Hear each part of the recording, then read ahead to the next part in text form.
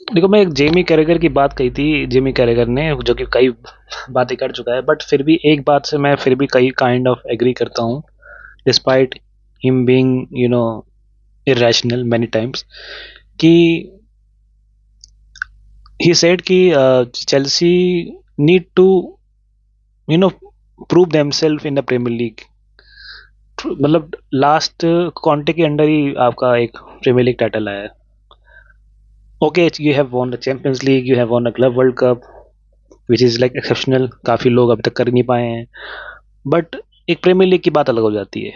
Like premiere league में आप consistent हैं तो you can get the result. Premier league is all about consistency, league is all about consistency, but rare struggles. So let's discuss. पता ही है तुम्हें कि Enzo Maresca likes to play with 3 defenders at the back, ठीक है। तो अगर हम पिच को डिवाइड कर दें एंड ऑल्सो एक फुल बैक को इन्वर्ट कर देते हैं, जैसे यहाँ पर कुकुरेला को हमेशा इन्वर्ट करता है usually, so he place like centre attacking mid, second striker कभी कभार। तो लास्ट सीजन से काफ़ी गोल्स भी आए थे। तो अगर मैं इस मिडिल थर्ड से अगर हम प्रोग्रेशन स्टार्ट करें तो पिच को हम डिवाइड कर दें, तो there is Moises Caicedo goalkeeper in 3 centre backs, and इधर यहाँ पर 2 winger and striker Palmer Cucurella Enzo. ये Palmer Cucurella Enzo is, Cucurella को इन्वर्ट क्यों किया जाता है? क्योंकि पामा कुकुरेला एंजो एक 3 सेंटर अटैकिंग मिड के यूनिट बनाते हैं, जिससे क्या होता है कि बस सेंटर प्रोग्रेशन ज़्यादा वो पुश करते हैं यहाँ पर चेल्सी के प्लेयर्स, चेल्सी की पोजीशन में।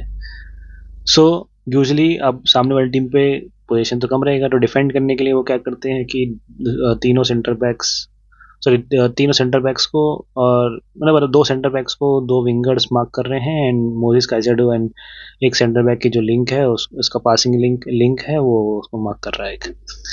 अब यूजली ऐसा ही होता है। तो ऐसा जब होता है तो कुकुरेला का रोल काफ़ी शाइन करता है, क्योंकि यहाँ पर जब भी काइसेडो के पास बॉल आती है, मतलब एक चैनल खुल जाता है काइसेडो के पास। यहाँ पर चैनल कौन कौन से होते हैं इसके पास, काइसेडो के पास, सॉरी सॉरी ये रहा, काइसेडो के पास एक ये चैनल है, एक ये चैनल है, एंड पाम अभी के बाद ड्रॉप कर ले तो एक ये चैनल है, ठीक है। ऐसे कर लो, जो भी मान लो यार तुम, ठीक है। तो अब लास्ट वीक क्या हुआ, गेम वीक फर्स्ट में, कि क्रिस्टल पैलेस ने क्या किया, मैंने बोला कि हम आपके पासिंग जो आप सेंटर अटैकिंग मिड बहुत बहुत खिला रहे हो ना, हम वो लिंक, वो रेंज, वो सॉरी पाथवे हम ब्लॉक कर देते हैं, अपने 2 विंगर्स को हम बोल देते हैं नैरो आने के लिए। अब सेंटर प्रोग्रेशन पूरा ब्लॉक हो चुका है। अब 3 सेंटर पर खाली तो हैं, इनके बॉल प्रोग्रेशन की जो रिस्पॉन्सिबिलिटी है, सोल रिस्पॉन्सिबिलिटी वो इन तीनों के पास है। लेकिन आप वो सेंट्रली कहीं नहीं दे पाएंगे, क्योंकि सेंट्रली पूरा ब्लॉक है यहाँ पर, ये पूरा ब्लॉक है।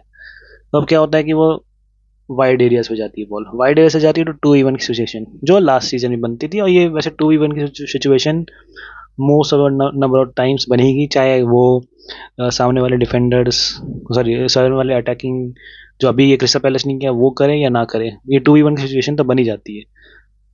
बट इसमें क्या होता है कि यहाँ पर और कंजेस्टेड हो जाता है सामने वाले के लिए। अब विंगर जैसे अब एस्टेबाओ आया था, तो he can handle, it look like he can handle 2v1 situations. तो कई बार उसने एक बार, एक लास्ट टाइम पे उसने एक यहाँ पर जाके क्रॉस भी डाला था पेड्रो नेटो के लिए, बट वो थोड़ा सा तेज था तो नहीं मार पाए थे वो।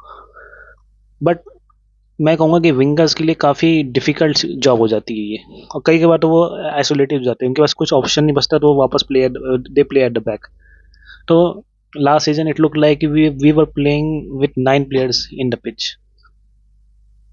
तो ये एंजो मैरेस्का में मैं एक चीज़ बोलना चाहूँगा कि जो चीज़ मुझे लैक लगती है उसमें, कि ही इज रिजिड। मतलब एक अगर टैक्टिक्स बना दी तो उस पर ही रहना है।